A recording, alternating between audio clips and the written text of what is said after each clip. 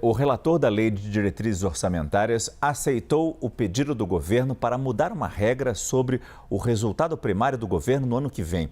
Quem está acompanhando de perto esse assunto é o diretor da CNN Brasil em Brasília, Daniel Hittner, que conversa com a gente agora ao vivo. Daniel, boa noite. O que representa essa mudança?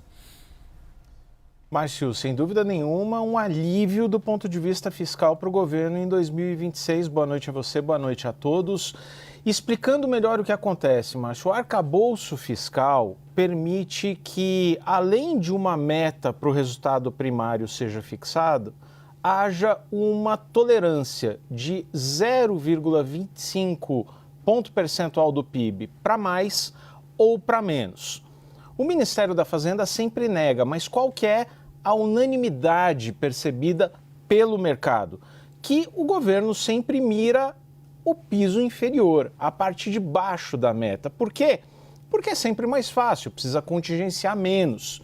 E aí o Tribunal de Contas da União, nos últimos meses, deu um chega para lá, disse, olha, analisando bem o que está redigido nas leis orçamentárias dos últimos anos, não dá para fazer isso não, tem que perseguir o centro da meta. Parece uma discussão ali de detalhes, Márcio, mas no ano que vem, 2026, isso significa 34,3 bilhões de reais, que é a meta do governo, 0,25% do PIB de superávit. Se o governo for perseguir a meta inferior, significa zero de meta, zero superávit, zero déficit.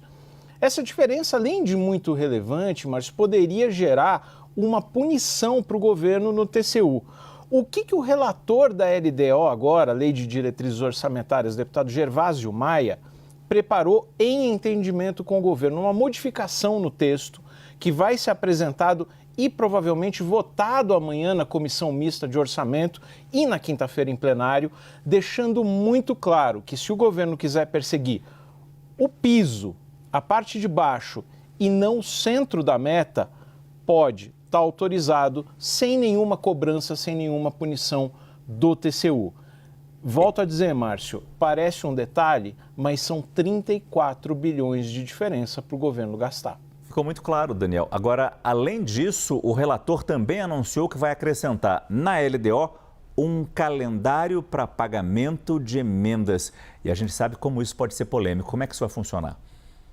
Olha, a pressão antiga essa de uma boa parte da Câmara dos Deputados, especialmente do Centrão, que vinha ganhando espaços na impositividade das emendas, ou seja, a cada ciclo ali de alguns anos, o governo perde um pouco da sua discricionariedade na gestão orçamentária e passa a ter mais emendas impositivas. Hoje são em torno de 40 bilhões de reais por ano.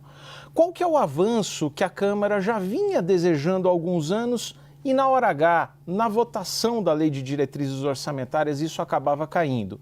Um calendário obrigatório para o pagamento das emendas, para não deixar ali para momentos cruciais de votação ou, no caso de um ano eleitoral, a gente vivenciou isso em 2024 e vai vivenciar isso em 2026, não deixar para o segundo semestre. Por quê?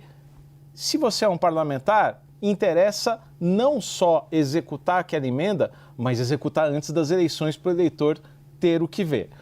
O que o relator está colocando também no entendimento com o governo é a obrigação de gastar pelo menos 60% das emendas obrigatórias até o mês de julho.